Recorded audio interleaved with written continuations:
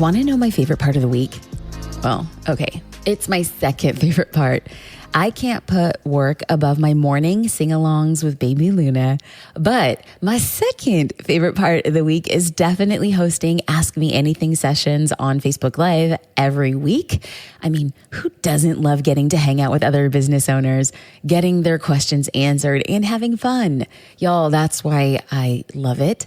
What you're about to hear is one of these very sessions where I answer questions on how to get engagement on Facebook, because yes, Facebook is still one of the most powerful social platforms, building momentum after taking a social media break, how to offer new products and services to your audience, and a heck of a lot more. These business owners were on fire in the comments, and I'll admit, maybe I had a little too much coffee. So if you need a little inspiration today and a kick in the pants to take action, this is definitely the episode for you. Let's go. Hey, it is my favorite time of the week, the opportunity for us to have a live conversation called Ask Me Anything. So every week I source questions from you, people hanging out on the internet. Y'all ask your questions and I get to answer them live. So hello, welcome that you're here. And also every week I show up and I answer questions, but why don't we start this party with me asking you a question? Why I love connecting. So let's get into the question of the day. Friends, are you a pumpkin spice latte or give me a plain cup of coffee? Let me know in the comments. Are we a pumpkin spice latte kind of people or are we just drip coffee? Let me know because y'all, it is pumpkin spice season. Okay. Let's get into Chrissy's question, which was upvoted 13 times. What's the best way to get engagement on Facebook? Okay, so I'm going to break this down into 3 easy steps. We'll dive into those flash flyer really quick. Number 1, y'all, talk about what people, aka your followers, want to talk about in relation to your business. Now, people are on social media to be social. They're not on social media to be sold to. So until you're creating conversations around what they are interested in relation to your business. So let's just say that, a big thing right now is, we should watch, a really popular show on Netflix. You talking about Netflix, well, that's not in relation to your business, right? But you finding a way to talk about a very popular show on Netflix in relation to your business, you're still doing 2 objectives, being social and talking about your business without having to sell your business. So let's get into a recent example. One of the top 10 shows on Netflix at the current time of this filming is called The Home Edit, right? So there's these 2 organizers that go into celebrities' homes and they organize their homes. So people like Khloe Kardashian and Reese Witherspoon, they work with these people, they organize their lives, and a whole Netflix show around that. It wouldn't make sense for me to be like, my favorite show is The Home Edit. Well, how could I talk about The Home Edit in relation to my business? I like The Home Edit because I see the way that they help organize homes. I, as the founder of Social Curator, like to organize the way that people show up and post on social media. I'm drawing parallels, inserting my business into the social conversation without saying, buy Social Curator, because that's annoying. Nobody wants to hear that. Second way to get people to engage on Facebook is to keep selling to a minimum. That is just exactly what we just spoke about right now. People do not want to go to your page and all you do is sell. If you go back to your last 10 posts on Facebook or any social platform, and if over 5 of the 10 are just about selling or buying, friends, you're going to have a really hard time getting engagement. Now, what I'm going to encourage you to do is to check your analytics. Analytics is a term used on like Instagram and Facebook, aka insights. Every social platform will give you an opportunity to see how your posts are doing. So what I am going to do is explain that if you have a Facebook page, on the left side, if you're looking at a desktop, you can click on the Insights tab. You click on the Insights, and then you're going to see your top performing post. You're going to see, did you get more followers this week or did you lose followers? Was your engagement up or down? Then you look at the content that you posted for that week, and then you're like, these are the things that I really need to fix. Your insights will help you show what was the most engaging, and let's dive into those to repeat more engagement. If you already know what's engaging, do more of that. Yes and amen. Okay, let's get into the next question from Janelle. Janelle said, do you prep and rehearse before you go live? If so, how long? I'm just curious. On your most recent live Q&A about hashtags, you just jumped on unexpectedly and it didn't faze you a bit. So impressive. Okay, so for anybody who's not familiar, what you're looking at right now was a peek at last week. So I go live every week on social media and I use a sort like a broadcasting tool called Wirecast. And I had accidentally pressed live and I was sitting there and I was like waiting. I was like, oh, hey, I'm ready to go live. And then I didn't realize I had already been live. So people were watching me and my husband have a conversation, which was awkward. But hey, it's social media. You know, you show up as you. So this goes back to Janelle's question. Do I prep for lives? And the truth of the matter is, yeah, but probably not as much as people think. So let's walk into how I prep for a live. Number one, I should probably take a step back and let people know that I have made a dedication to go live on Facebook and Instagram at minimum once a week. Why? I just want to give back to people. I always, and I know some people aren't religious, but when I started my business, I promised God, I was like, God, if I ever have a business, if anybody ever wants to pay attention to me, I promise I'm going to pay it forward. So going live and connecting with people without any expectation, paying it forward. All right, so let's go into how I prepare. Number one, I review pre-asked questions. So let's go into Janelle's question. Now, if you notice with that red box around it, her question was upvoted 4 times. Now let's go back to Chrissy's question, that was upvoted 13 times. So what we're doing is we're focusing on letting the audience tell me what they, aka you, want to know more of. So every day before I go live, I'll just pop out a post. I'm like, hey guys, I'm going to go live. What are your questions? I let the audience, we're strictly democratic up in here.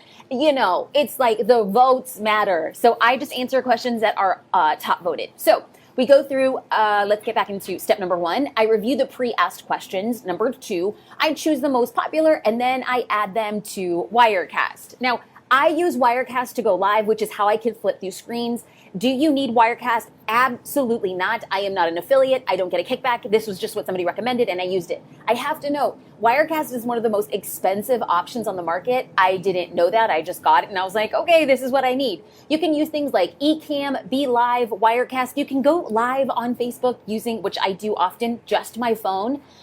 So not a plug for that. But if you guys would like to see a full behind the scenes of how I go live on Instagram and how I go live on Facebook, including all the tools, tutorials on how I do that, you can get a free resource. Download the videos and the guides, jasminestar.com/go live. It's completely free. I just want to make sure, yes, I'm sitting outside. If you hear airplanes, you know. Okay, I want to make sure that we are giving a shout out and answering live questions. Oh, I have to go back because we have to have a little bit of a throwback to the question of the day. Question of the day is, are you a pumpkin lice? Are you a pumpkin spice latte drinker or a plain cup of coffee? That is the question of the day. So shout out to Hannah, she's a pumpkin spice queen, and Catherine, cold brew all year long. Catherine, that's because you live in California, queen. Okay, let's get into Courtney. She says just hot chocolate.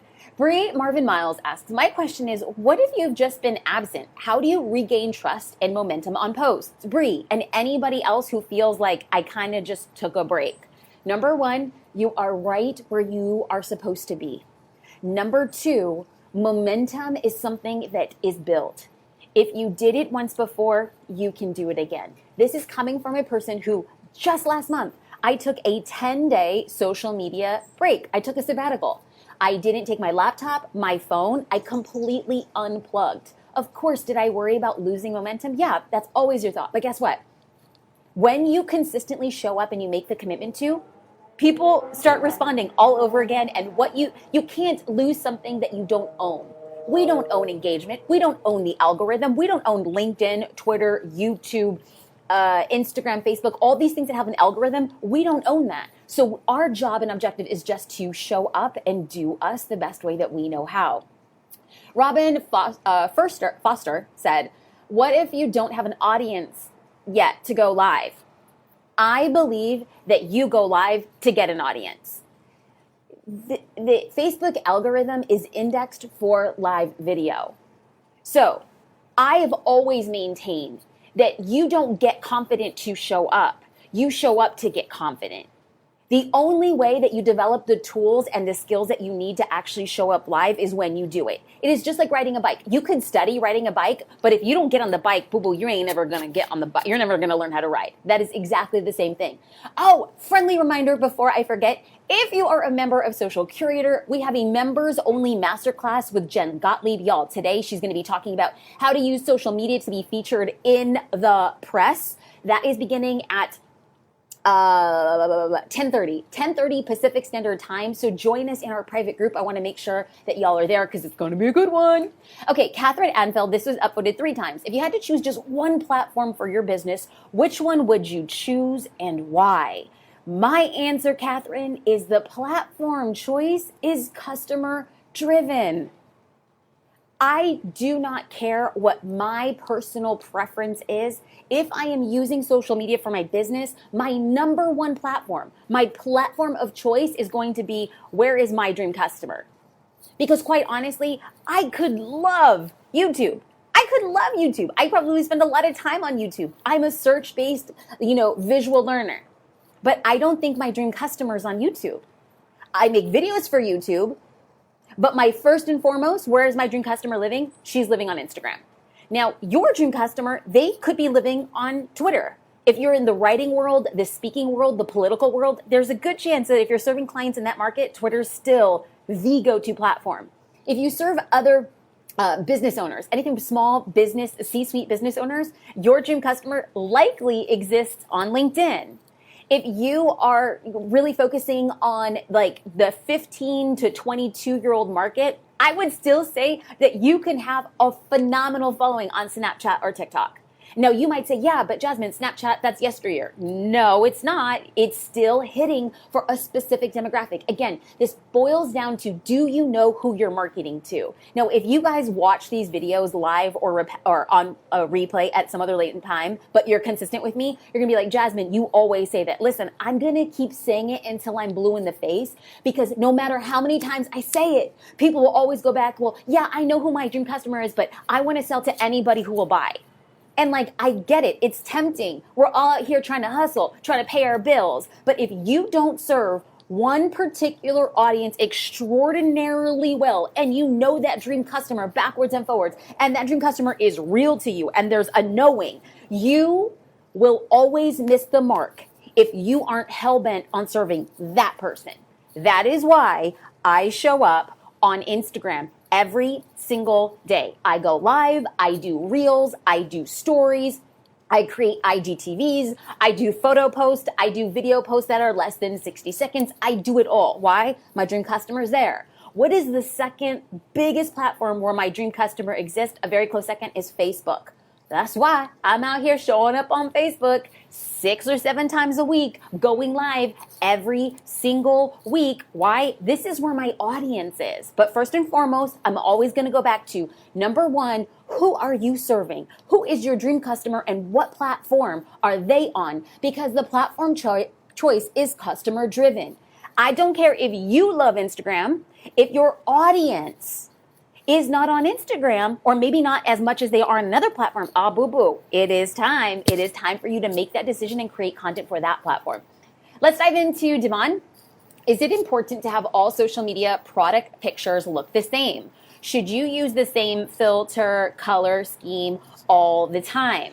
Now, I know I'm going to ruffle some feathers or chap some hides. I know this. But I always want to be 100 with you. I always want you to know, first and foremost, I reserve the right to change my mind. Because if you've been around the block with me for a minute, you know back in 2016 and 2017, I was all about, your Instagram account is like a magazine and you're an editor and you need to curate your magazine so people know what you're about. I have also been known to say, Instagram's like a museum and you're like a curator and you're basically walking through and you're a docent and you're explaining all about how gorgeous everything looks. And I just want to be 100 and let you know that this is how my Instagram account looked in 2016. Light, airy, empty space. It was my magazine. And then I pretended in 2017 that, I am just living that editorial fashion life, traveling the world, everything edited the same. In 2018, a little bit more incorporating my lifestyle to kind of figure out like who I was and what I was doing, because I saw the trends changing on social. I started seeing in 2018 and 2019 that it was less about being perfect and more about being seen.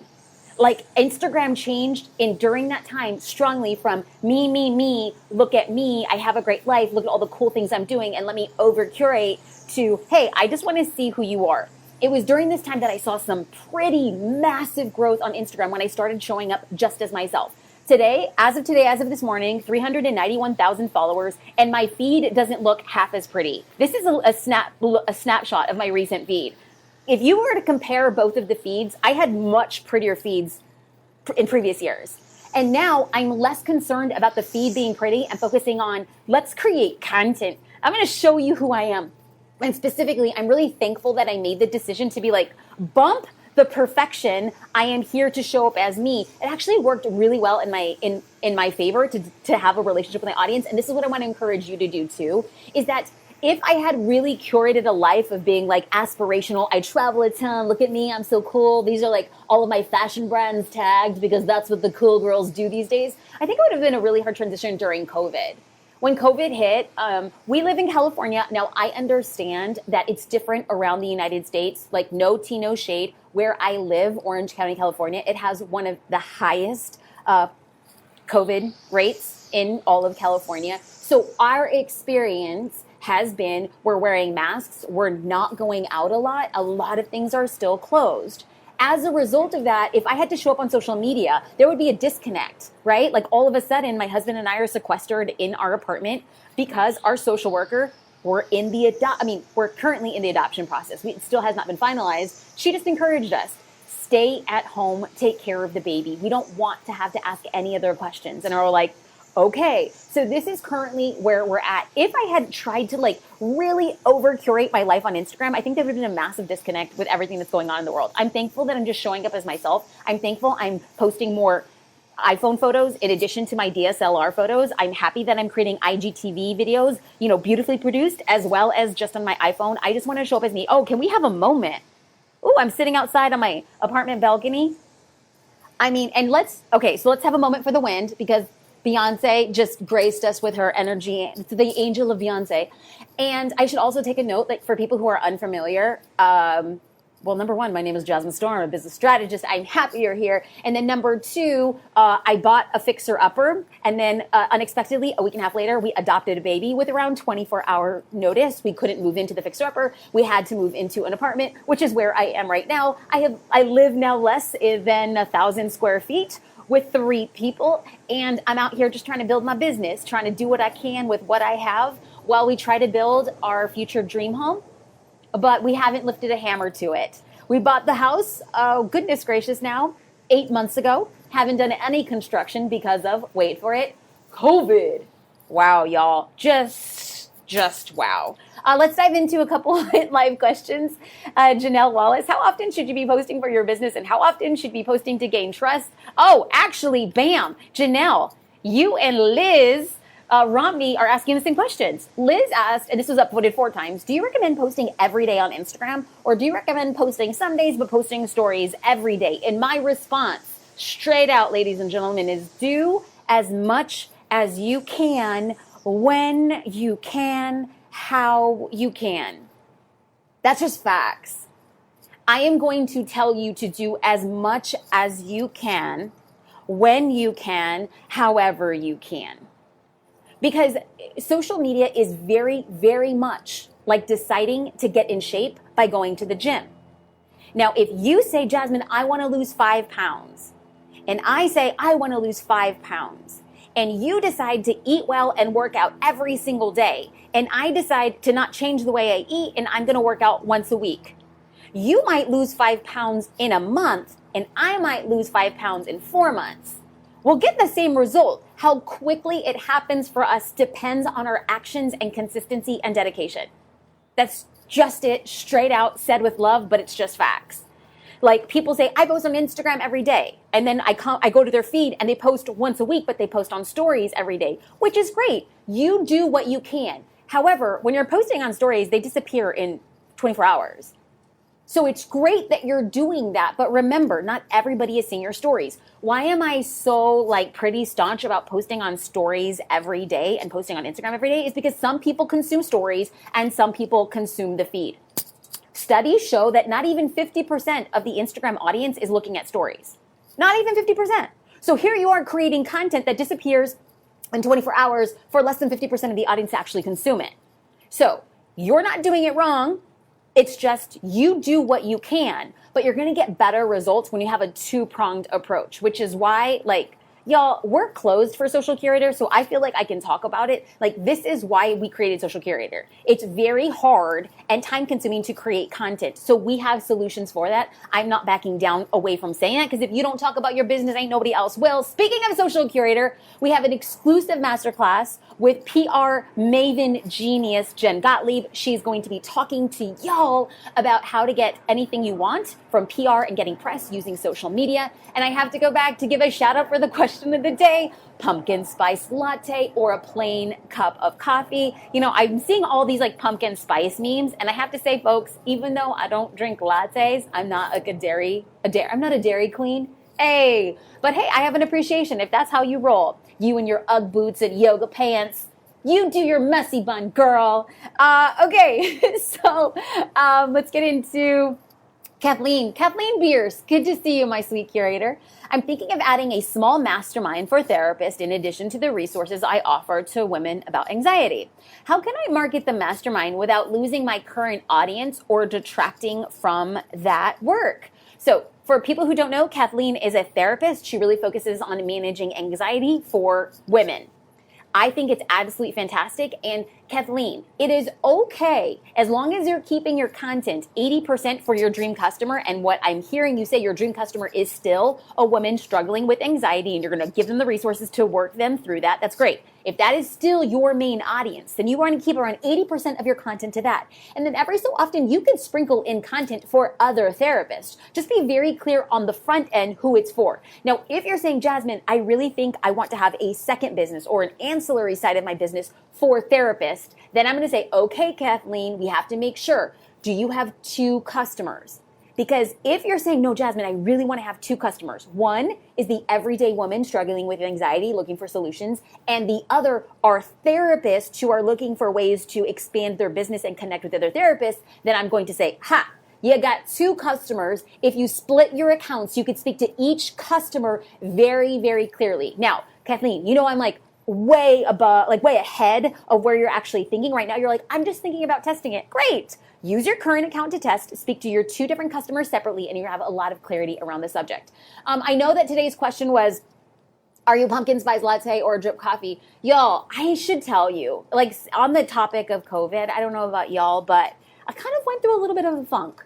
You know, I found myself, like, I'm not even a drinker. I have like 1 drink a week. That's like my Friday night, mama's getting crazy kind of moment. And then all of a sudden, because we were in this apartment and we weren't going anywhere, kind of just like, I'm just gonna have a glass of wine every night. This one, you know? And I found myself like not eating very good food. Like being a new mom, it's just like, I'm just gonna order some gluten-free pizza. It's healthy, okay? And I just started making some pretty poor decisions, and I just felt bad about myself. I felt like I had gained weight. I felt really tired, lethargic. My brain wasn't firing.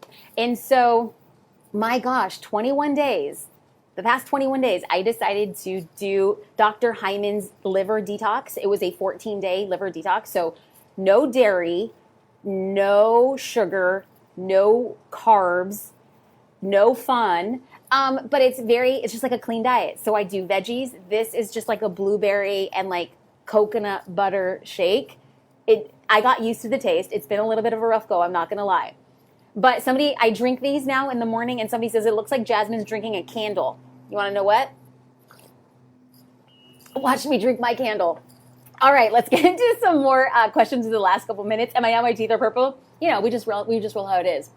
Chris Pasco says, I love playing coffee. How do you start your lives? What do you say as an intro? Awesome. So what I want to do in the beginning is to state why somebody would want to watch. And you have to say it, boom, in the first 3 seconds. This is called your thesis. And for Chris, I want to make sure that you know I walk through video tutorials, jasminestar.com/go live. It is a free resource. It actually has a go live checklist. It walks you through these exact steps, which is your thesis. Why should somebody watch your live? You're going to lead with the benefit. Chris, I don't know what you do professionally, but the reason why somebody wants to watch live is so that they learn something or know something. They're inspired, they're educated, they're entertained. So you could say, hey, I want to talk to you about the top 5 dad jokes. That's your thesis. Then you're going to have 3 supporting points. You can go from anywhere from 3 to 5. I like 3 because people want to consume it in a little short bite-sized pieces.